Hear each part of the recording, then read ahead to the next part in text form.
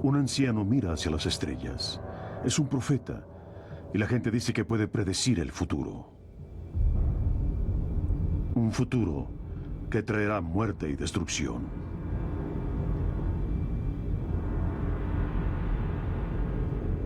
Un cometa caerá de los cielos, predice el vidente. Un cuerpo celeste, hecho de piedra y hielo, caerá a la Tierra y extinguirá la vida tal como la conocemos.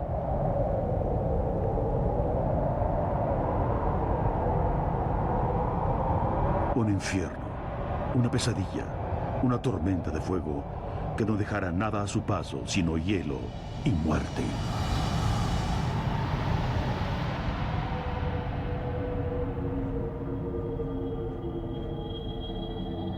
Una visión apocalíptica. Nadie ha hecho predicciones tan directas sobre el destino de nuestro planeta como este profeta del sur de Francia. Y nadie ha sido tan ampliamente creído como este hombre hasta la fecha. Su nombre, Nostradamus. Nostradamus.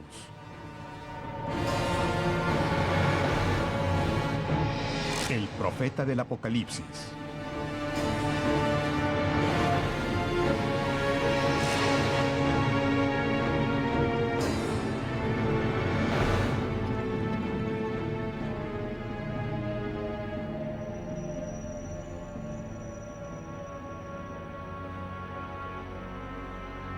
Su vida y su obra siguen hoy siendo controversiales. ¿Fue un genio o un aprovechado? ¿Un profeta o un charlatán? ¿Quién fue Nostradamus? Escribió casi 1000 versículos proféticos hace más de 400 años. Se dice que predijo el reinado de terror de Hitler, la Revolución Francesa, Napoleón y finalmente el fin del mundo. Este cuadernillo fue un éxito de librería, aun cuando él todavía estaba vivo. Las profecías. Pero hasta la fecha, nadie ha dado una interpretación concluyente a estos versículos. Siguen siendo el juguete de la imaginación de la gente. Como el versículo que alude al año 1999. Un rey tirano vendrá del cielo. Cometa, guerra nuclear o desastre natural. ¿Qué quiso decir Nostradamus?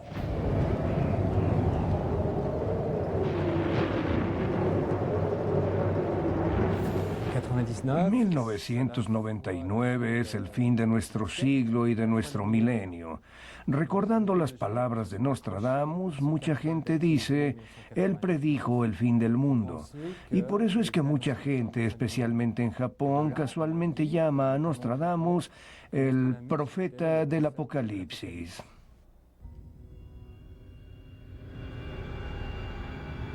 Nostradamus, el profeta del Apocalipsis, el profeta del fin. Sin embargo, sus proféticos versículos son ambiguos. Tenía que oscurecer la realidad para no entregarla a manos de los enemigos de la verdad, como él mismo escribiera. Miedo a la Inquisición. Y así en nuestros días, los expertos de Nostradamus en todo el mundo buscan la verdadera clave de las profecías, actualmente recurriendo a la ayuda de la tecnología de punta. El experto descifrador Manfred Dimde ha almacenado en su computadora los 4000 versículos de las profecías.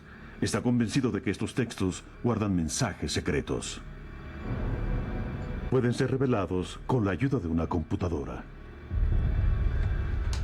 Por ejemplo, en el siglo X, versículo 100, Le Grand Empire sera par Angleterre, que significa, el gran imperio sobrevendrá por Inglaterra.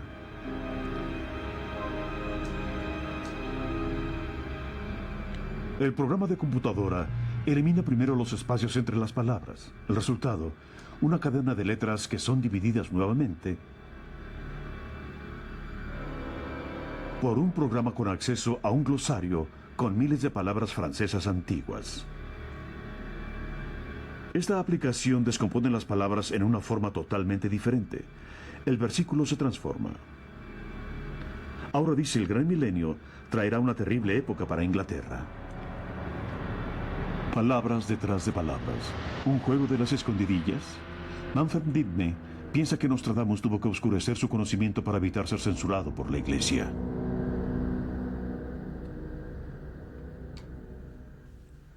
Otro ejemplo para descifrarlo. La frase común Ave María et Apostolis pudiera contener una referencia oculta. Puede desvelarse mediante el método de revólver. Si se colocan las letras según cierto patrón en forma de diamante, aparecen 3 nuevas líneas de texto.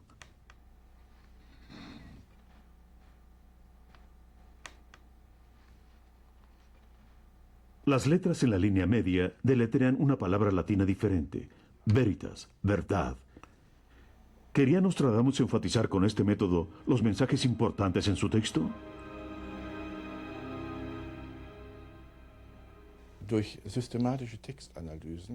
Mediante el uso de análisis sistemático de textos, es posible ver cómo se hacían las cosas en la Edad Media.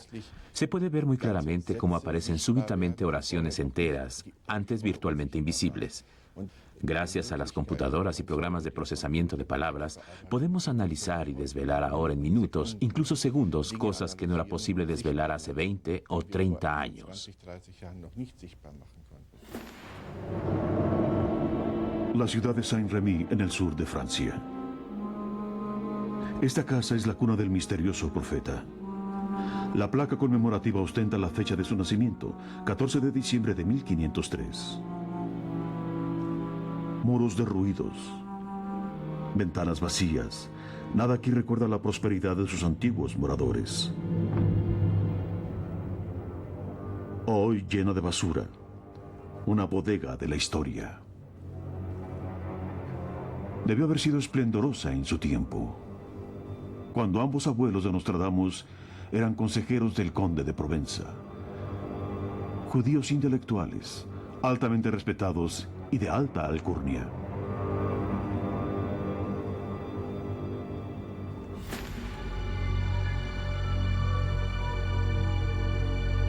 El joven Nostradamus crece en este misterioso mundo. Un periodo de transición entre los tiempos modernos y los medievales, y en el cual el consejero del rey es médico, alquimista, astrólogo y mago. En tiempos donde las viejas supersticiones y la ciencia se sobreponen, donde la gente no cesa de buscar el secreto de la vida, la piedra filosofal, la inmortalidad.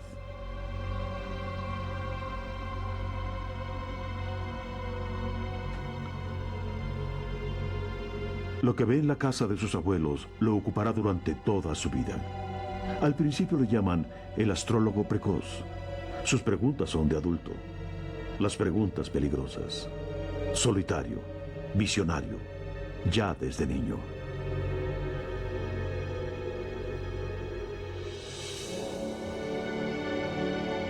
Hay quien lee el futuro observando la naturaleza que le rodea.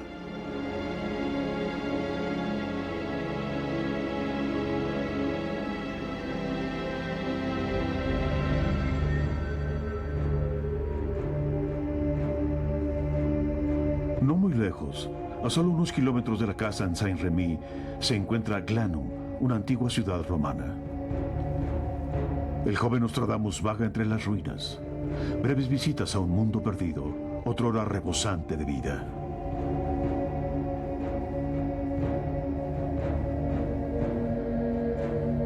¿Qué significa el tiempo aquí? ¿El pasado? ¿El futuro? El mausoleo de Glanum es como un mensaje desde las profundidades de la historia. La piedra corroída muestra un gran mito de los antiguos. Hércules mata a la reina de las Amazonas en una batalla. Años después, Nostradamus tendrá una visión similar. Verá morir en un torneo a Enrique II, rey de Francia. Una lanza le perforará el ojo.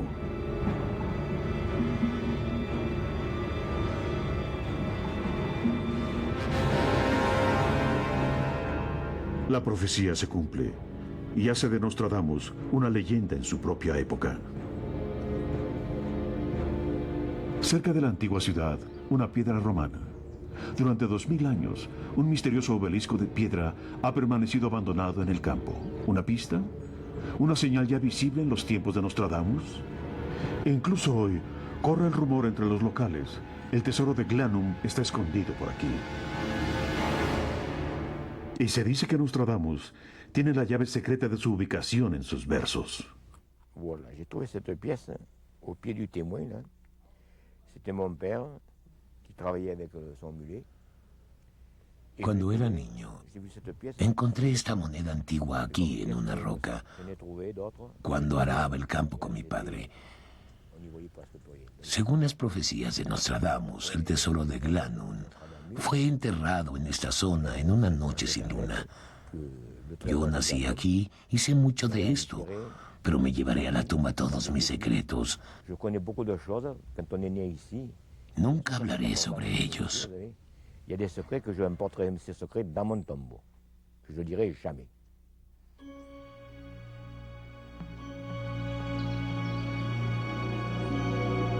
Una cueva de 2000 años de antigüedad.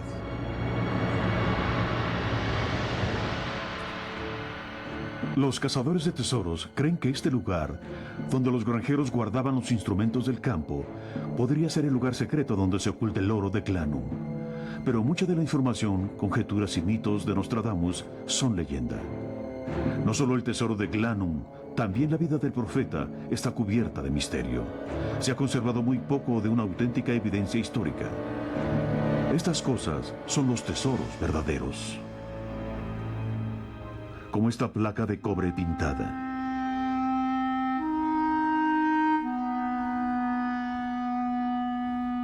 Nos revela cómo era él. Un retrato de Nostradamus, pintado por su hijo César. Digno y serio, así lo describen sus contemporáneos, aun cuando toda su vida fuera un rebelde.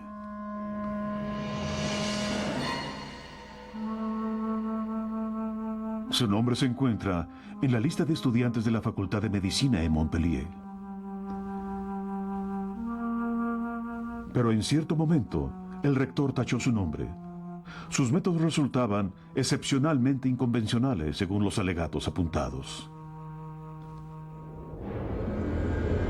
La Facultad de Medicina en Montpellier ya gozaba de los mayores avances en sus días.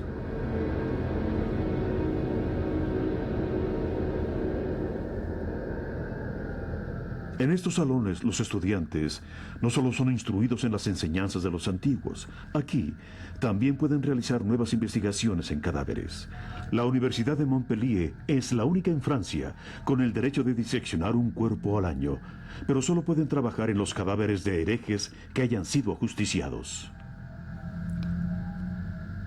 Estudios anatómicos en cadáveres es la sensación médica de la época. Representa el progreso de una nueva era. Y los libros de ese tiempo que los reportan expresan asombro en palabras e imágenes.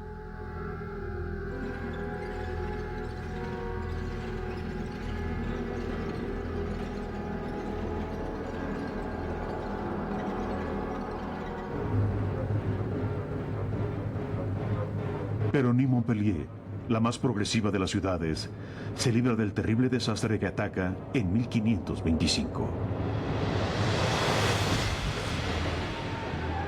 La plaga invade la ciudad.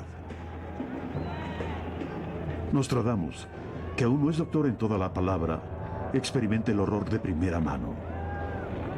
Hombres desfigurados, rostros femeninos bañados en lágrimas, niños enloquecidos, la vieja dureza de los mayores, son las palabras que usa para describir la agonía. Ayuda donde puede. Sus métodos no son convencionales.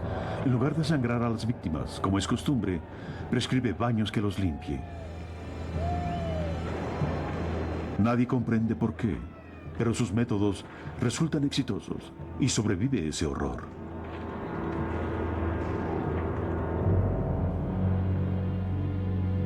Comienza a experimentar con extractos de planta, una pastilla para tratar la plaga. Pero los doctores apoyan las sangrías y condenan su remedio como obra del demonio. Pero desde estudiante, Nostradamus ya había observado el efecto terapéutico de las plantas. La humillación de los doctores hace que se volteen contra él, Nostradamus el provocador. ¿Cuál es el secreto de su medicina? El ingrediente principal son las rosas. 400 capullos arrancados al amanecer.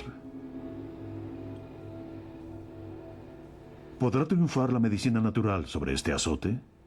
Un tercio de la población cae víctima de él en la Edad Media. Vamos a intentar reproducir este remedio para la plaga en el laboratorio, siguiendo palabra a palabra la receta de Nostradamus, la que fuera preparada hace más de 400 años. Los científicos han especulado con infinidad de teorías sobre lo que pasó entonces. Quizá las esporas del moho se desarrollaron en los pétalos húmedos de las rosas, resultando en un efecto antibiótico. ¿Y los demás ingredientes? Polen del pétalo del iris, polvo de la leñosa planta del aloe, aserrín de los cipreses verdes. Sabemos increíblemente poco sobre los efectos de esos extractos de planta aún hoy día. Se prepara el remedio exactamente como describe Nostradamus en sus escritos, y como debía haberlo hecho él mismo infinidad de veces.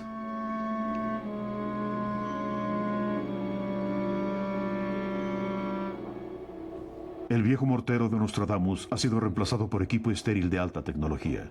La Edad Media se encuentra con el siglo XX. Extraños brotes de un arbusto indio, Acorus calamus, son hervidos cuidadosamente en una destiladora para extraer su aromático aceite. No es una tarea cotidiana para un técnico de laboratorio, porque el aceite de cálamo no es fácil de producir ni con los métodos modernos. Se necesitan varios kilos de la raíz para destilar apenas unas gotas del precioso fluido.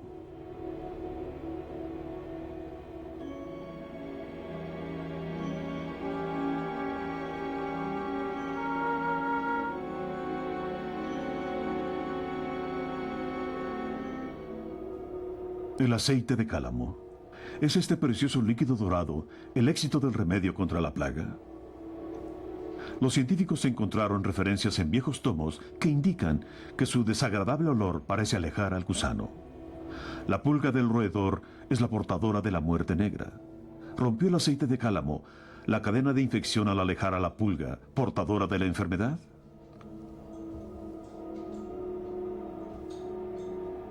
La medicina maravilla de Nostradamus está lista. La masa debe amasarse como para hacer píldoras. Todo el que la tomó se curó, mientras que los otros perecieron, escribiría Nostradamus.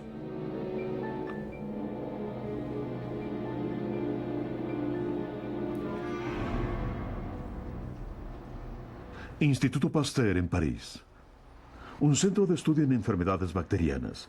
Uno de los pocos lugares en la Tierra donde todavía existe la plaga.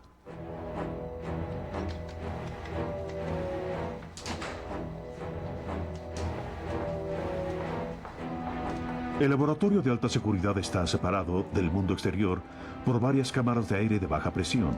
Todos los casos de la plaga en el mundo se registran e investigan aquí. Desde el descubrimiento de los antibióticos, la muerte negra ha perdido la mayor parte de su horror, pero siguen surgiendo de vez en cuando epidemias locales. La investigación de la plaga sigue siendo preocupación actual. El corazón del departamento. Un laboratorio P3 cerrado electrónicamente y sellado adicionalmente con 2 cámaras de aire de baja presión. La profesora Carniel, directora del departamento, se prepara para un encuentro de lo más interesante. Cámara de aire 3, el nivel de seguridad máximo.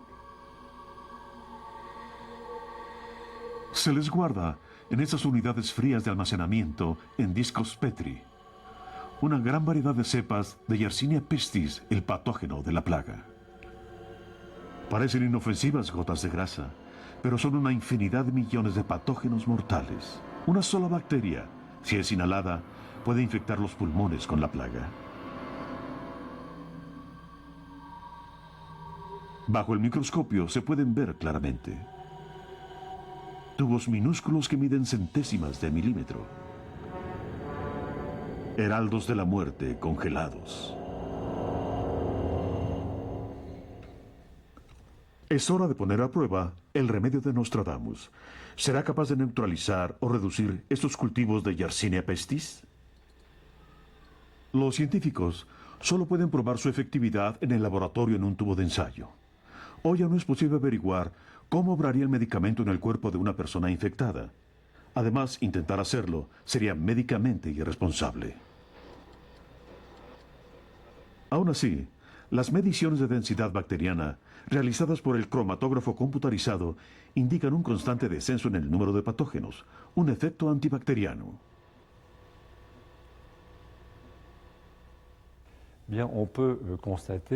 Podemos concluir que la medicina de Nostradamus consiste en particulares aceites esenciales con un efecto antiséptico, antibacteriano. En consecuencia, este medicamento seguramente serviría para proteger a una persona de la infección. En 1532, Nostradamus sale con su exitoso remedio a recorrer toda la campiña del sur de Francia. A la sazón, los doctores de la plaga son contratados por ciudades y su remuneración es acorde a su tasa de éxito. Sus viajes siguen el sendero de la epidemia y los lleva exactamente al corazón del terror. Carcassonne, Toulouse, Burdeos, Salon, Malmort. En algún lugar de por aquí, Nostradamus recibe un mensaje de parte de uno de los científicos más famosos del momento, Julius Scaliger. Scaliger se entera de sus éxitos y le invita a su casa en Agen.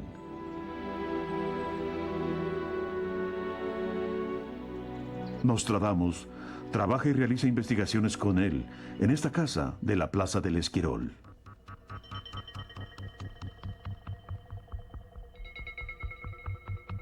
Experimentos de alquimia. Los rumores abundan sobre ciertos círculos científicos prohibidos.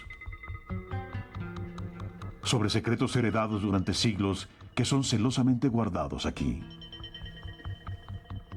Lejos de los ojos curiosos de la Inquisición, durante 3 años trabajan juntos Nostradamus y Scaliger, y el viejo sabio revela por completo sus conocimientos. Todas las tardes ascienden la escalera espiral de piedra hasta el techo del edificio, donde buscan descubrir los secretos de los cielos. Al buscar llegar a las estrellas, Nostradamus alcanza el pináculo de su carrera. Cuando se casa, los frescos días nuevos del amor han amanecido para él, como diría más tarde. Su esposa, una patricia acomodada de la alta sociedad citadina, le dará 2 herederos.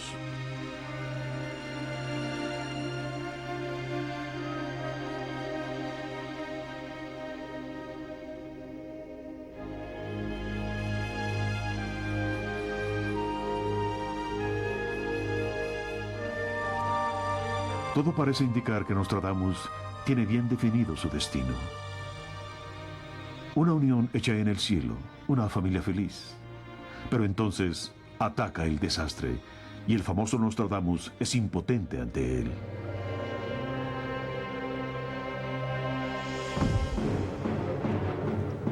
La plaga arrasa la ciudad.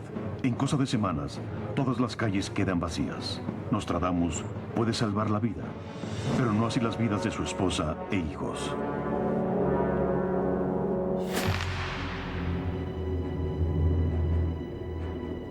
Qué rápidamente cambian las cosas.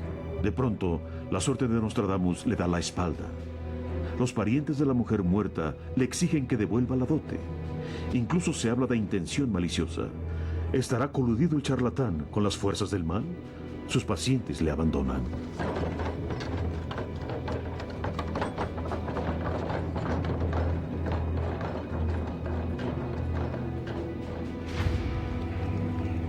Nostradamus ha tocado fondo. Es destituido. Finalmente, el fuego de la plaga devora incluso sus ropas infestadas. Y la Santa Inquisición le pisa los talones. Teme ser torturado. Teme los terribles castigos. Teme ser considerado como hereje y hechicero y morir en las catacumbas de la iglesia. Ahora nadie quiere protegerlo.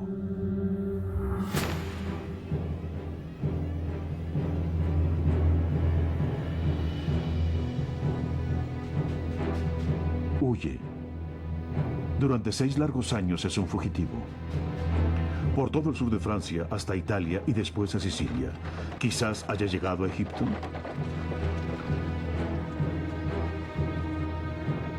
Estos 6 años están envueltos en misterio. ¿Vio Nostradamus las pirámides?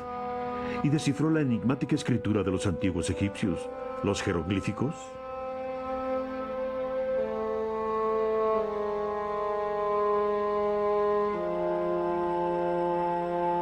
Una cosa es segura, durante este tiempo Nostradamus escribe un libro relativo a la traducción de los jeroglíficos, el libro de Horus Apolo, hijo de Osiris, rey de Egipto. Así es como llama a su trabajo. Este libro, escrito a mano, ha sido preservado hasta nuestros tiempos.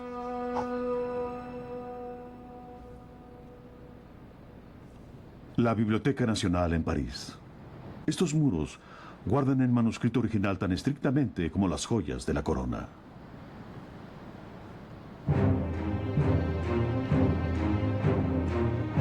La Biblioteca Nacional guarda millones de volúmenes de todas las épocas, incluyendo miles de obras preciosas para los bibliófilos. En Horus Apolo de Nostradamus es considerado ser un tesoro particularmente valioso, a pesar del hecho de que el pequeño cuadernillo está encuadernado en papel para envolver. Solo hay una copia en todo el mundo. No solo eso, es la única obra que proporciona una muestra de la caligrafía del profeta. La caligrafía es más interesante que el contenido del libro, que viene a ser una simple traducción de un texto antiguo. Antiguas fuentes greco-druidas puestas en verso, lo describe él. ¿Qué dice la caligrafía sobre una persona?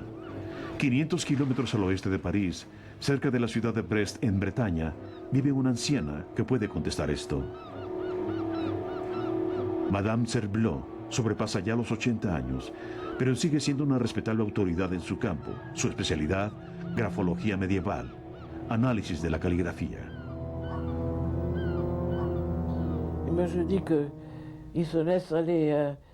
Esta caligrafía habla mucho de su vida interior. Se puede ver que el autor no actúa bajo pretensión y que cree en lo que dice.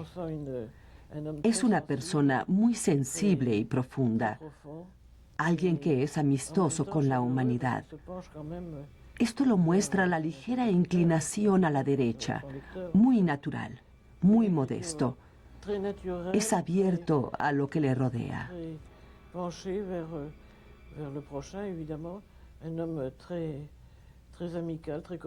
Debió haber sido una persona amada, una persona comunicativa. Es interesante notar que no hay nada extremo por verse como se esperaría de Nostradamus. Nada apunta a nada fuera de lo ordinario, a la habilidad especial que lo hizo famoso.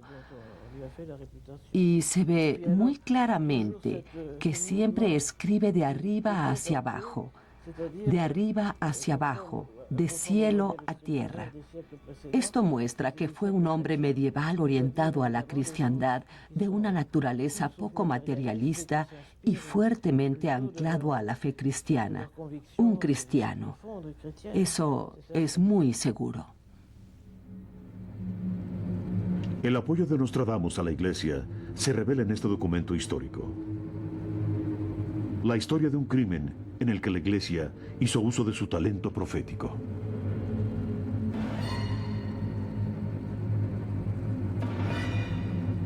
Los ladrones habían robado los candeleros de plata de la iglesia de Orange, una pérdida considerable, pero el obispo tuvo una idea brillante.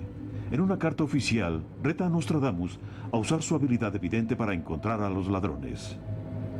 Nostradamus contesta con un oscuro horóscopo.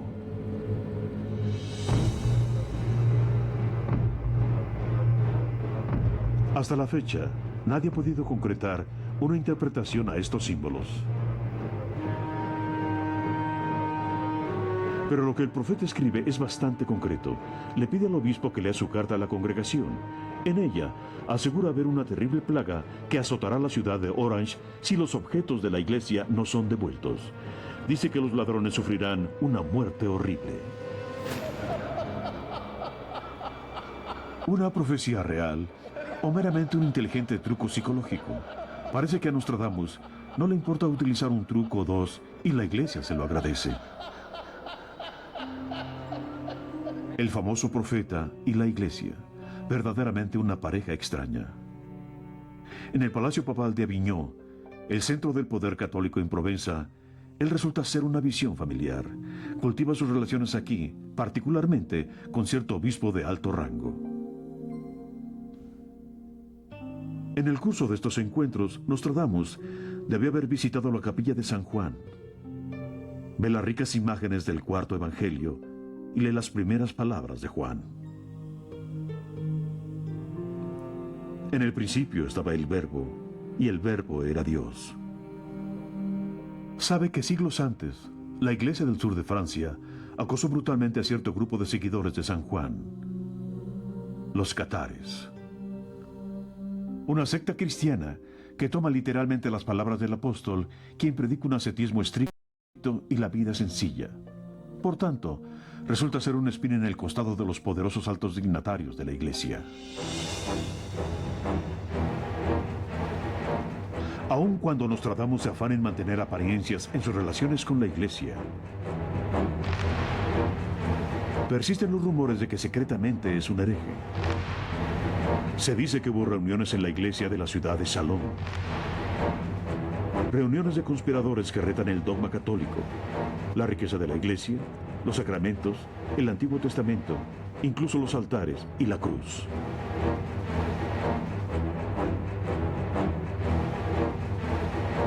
Hasta nuestros días, los investigadores creen que la tradición hereje de los cátares se mantuvo viva aquí y que su líder secreto fue Nostradamus. Salón de Provenza, la ciudad donde Nostradamus pasa la segunda mitad de su vida. Una pequeña ciudad medieval, lejos de la metrópolis de París. Una ciudad que ofrece seguridad por su lejanía.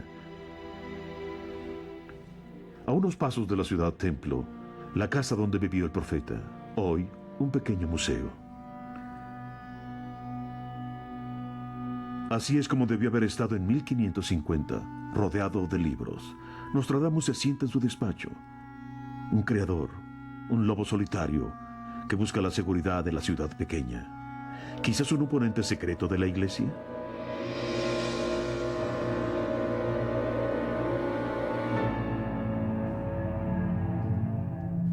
Esta Biblia del siglo XII, escrita a mano, ha sido preservada hasta hoy. La Biblia Catar. Una traducción al románico del Nuevo Testamento, la lengua de la gente común.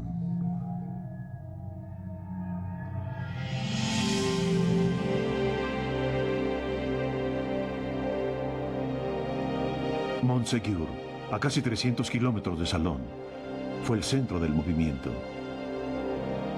Nostradamus debió haber pasado por aquí en sus viajes por el sur de Francia, pero él también debió haber visto solo las ruinas de lo que otrora fuera el castillo de los cátares.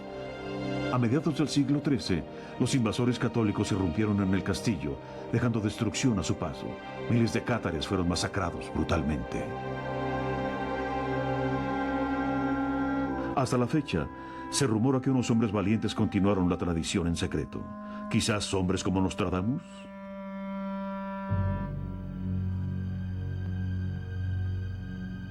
Se pueden hallar pistas sobre esto cerca de la iglesia de la ciudad de Salón, en los sótanos de la vicaría.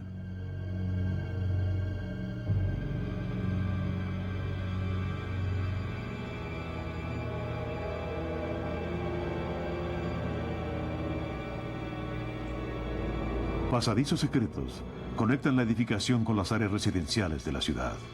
Pasos antiguos, cuyos iniciados deben haber utilizado para viajar sin ser notados a reuniones prohibidas. Pero la verdad continúa envuelta por el misterio. Hace mucho tiempo que se llenaron los pasadizos a causa de un terremoto a principios del siglo XX que causó que se hundieran las catacumbas. Un terremoto que se dice Nostradamus predijo.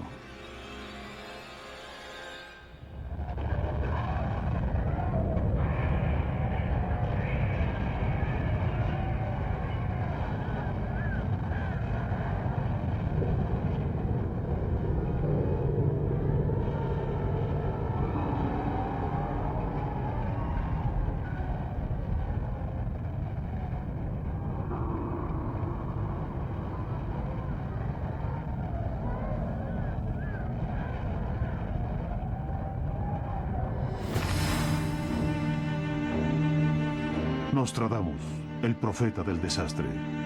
Una sombría voz de alerta en el arroyo fluyente del tiempo. En el lugar donde se encuentra hoy el Louvre en París, se hallaba el Palacio del Rey de Francia a mediados del siglo XVI. Aquellos fueron tiempos turbulentos. Los católicos y los hugonotes se apretaban mutuamente el cuello. La posición de Francia ante los asuntos mundiales era débil. Toda Europa era inestable.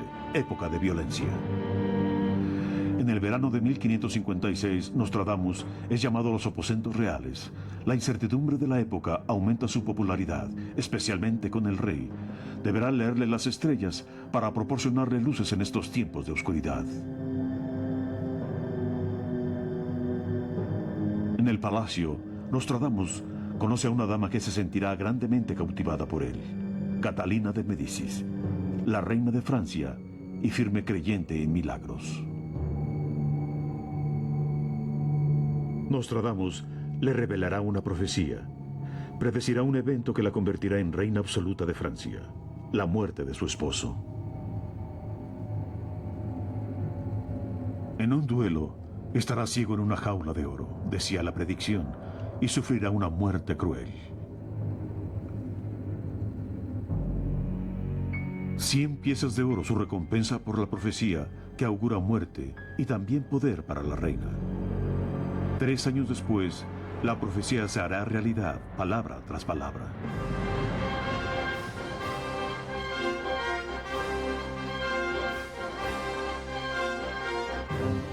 El duelo predicho. Una justa amistosa de exhibición entre el rey y un conde. La jaula de oro. La espléndida armadura dorada que Enrique II escogió para la ocasión.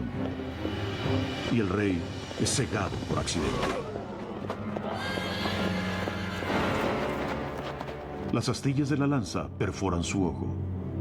Tras días en las garras de la muerte, el rey expira entre grandes dolores.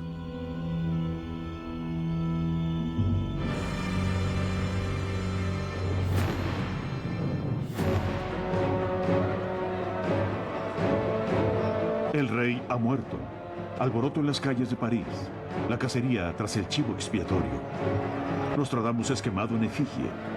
Fue el profeta que hizo la terrible predicción. ¿Significa que hay que culparle?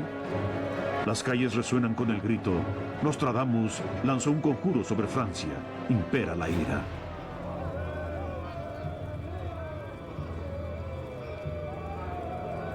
Animales bárbaros, enemigos mortales de la educación, son las acusaciones que levanta disgustado Nostradamus contra la turba, desde la seguridad de la lejana Provenza y bajo la protección de la reina. El fuego arde, pero brevemente, y solo sirve para encender el interés por el profeta. Gana popularidad como profeta de la perdición, y ha mantenido esa imagen hasta nuestros días. En un estudio de computación, hemos guardado todas las publicaciones de las profecías en un programa de historia. La gráfica muestra las épocas en que el libro de Nostradamus resultó ser particularmente popular en los pasados 400 años. Lo primero que notamos, desde 1968, hay un claro aumento en el número de copias vendidas. Desde 1980 hay un verdadero incremento. El programa de historia virtual muestra el contexto histórico. En septiembre de 1980, la guerra del Golfo amenaza la paz mundial y los intereses económicos de Occidente. Una crisis que los fanáticos ven como que el fin del mundo está cerca. Desde que se publicaron las profecías a mediados del siglo XVI, las crisis han sido las catalísticas que provocan las ventas del libro. Aún en 1566, el año en que murió el profeta.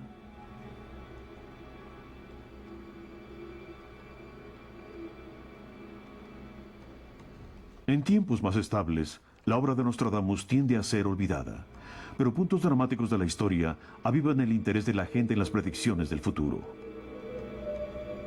Por ejemplo, en 1787, el año de la Revolución Francesa. La incertidumbre de la época se refleja en la venta de la obra de Nostradamus, precisamente igualada.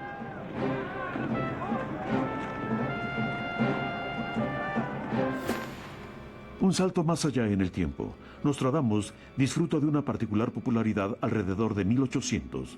Europa experimenta una reorganización radical. Un hombre de estatura diminuta pone en cuestionamiento todas las fronteras existentes. Napoleón Bonaparte hace la guerra a la Gran Bretaña, Austria, Prusia y finalmente lanza su grande armée contra Rusia. La profunda incertidumbre en estos tiempos de crisis provoca un verdadero renacimiento de Nostradamus.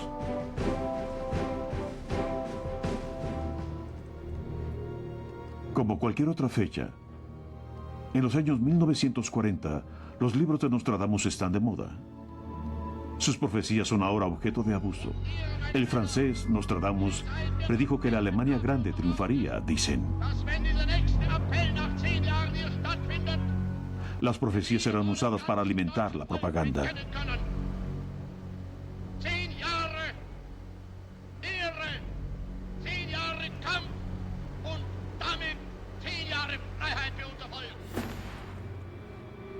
El interés en las profecías, una historia de crisis. ¿Qué trataba de lograr Nostradamus con sus predicciones eternamente pertinentes?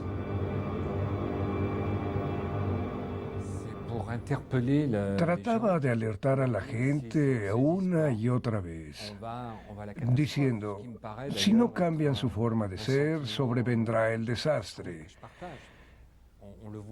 Yo comparto su opinión. Si la humanidad no cambia, las cosas terminarán inevitablemente en desastre, en el apocalipsis. A pesar de la manifestación de esplendor real, el temor por el apocalipsis debe haber conmovido a Catalina de Médicis más de 400 años antes de nuestra época. La embargó un profundo sentido de desamparo que en 1564 la condujo, en compañía de un enorme cortejo, a buscar a Nostradamus en Salón.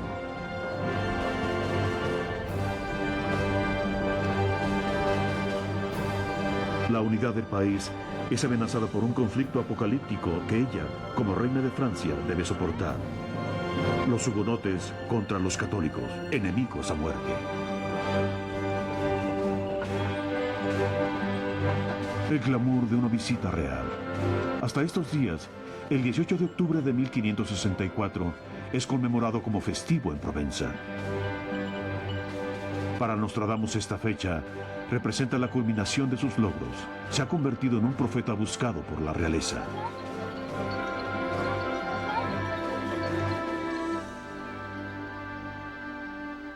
Museo de la Cruz.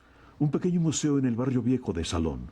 Un museo con una colorida colección de herencias procedentes de toda la región.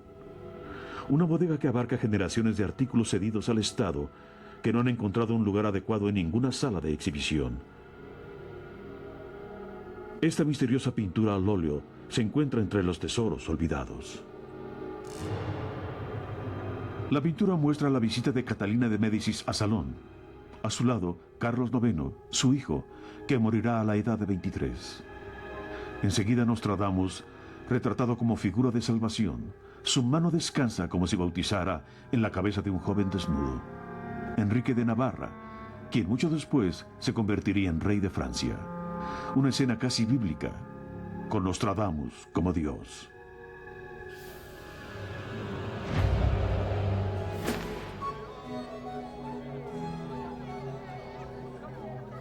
La corte de París, lejos de la metrópolis. Una diversión bucólica.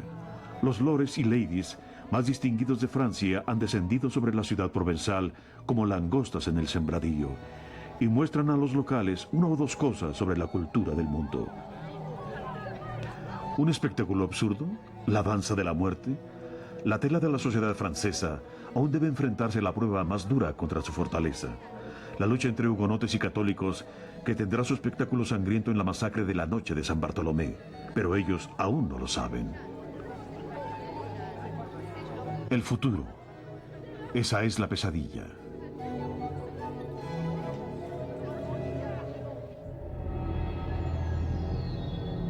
El futuro. Esa es la pesadilla. Nostradamus cree en el fin del mundo. El profeta observa ahora señales inusuales en la naturaleza que le llevan a sospechar lo peor. Le llevan un animal con dos cabezas, monstruosidades, Señales del Apocalipsis. Le embarga una nueva sensación de excitación. Escribiría después su secretario. Antes quería mantener sus sombrías premoniciones para él, pero después las reveló todas. Nostradamus escribe en un estado de transportación, verso tras verso, profecía con forma de éxtasis.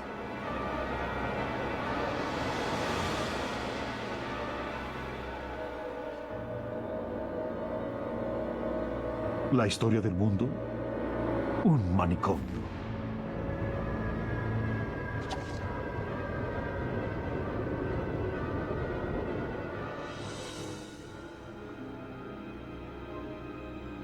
¿Y el curso de los eventos? Siempre en movimiento. El globo, una dínamo de desastre.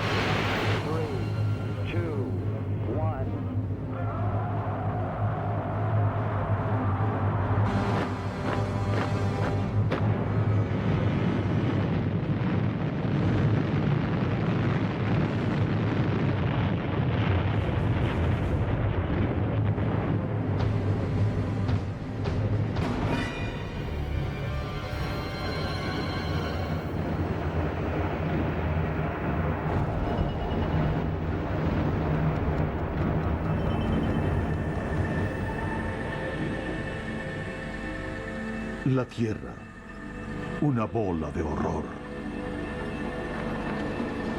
Y el tiempo, un mecanismo sin misericordia que produce desastre tras desastre, hasta el grande final, el fin del mundo.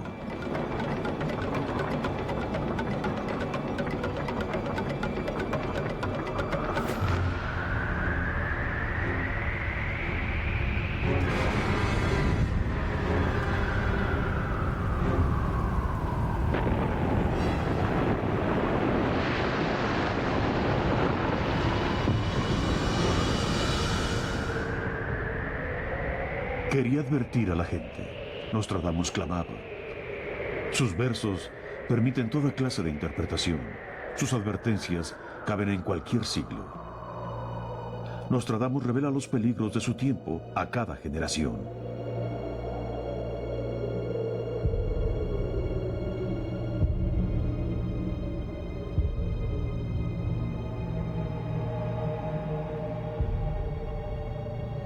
En junio de 1566, cuando Nostradamus queda confinado en su lecho de muerte en su casa de Salón, ya se ha convertido en una leyenda. Y es un hombre rico. Nostradamus fue el primer hombre de la era moderna en convertir la profecía en un negocio redituable. Incluso mantuvo una relación de trabajo con la institución más poderosa de su tiempo, la Iglesia. Su constante profesión de fe en el Dios cristiano dispersó cualquier sospecha de que pudiera estar coludido con las fuerzas del mal. En su testamento y última voluntad, que dicta a su secretario, distribuye su riqueza entre su segunda esposa y sus hijos, con dedicación digna de un contador. Ya no se habla más del Apocalipsis. La última firma de Nostradamus muestra la dificultad que el gotoso profeta tenía para afirmar su nombre al acercarse el final.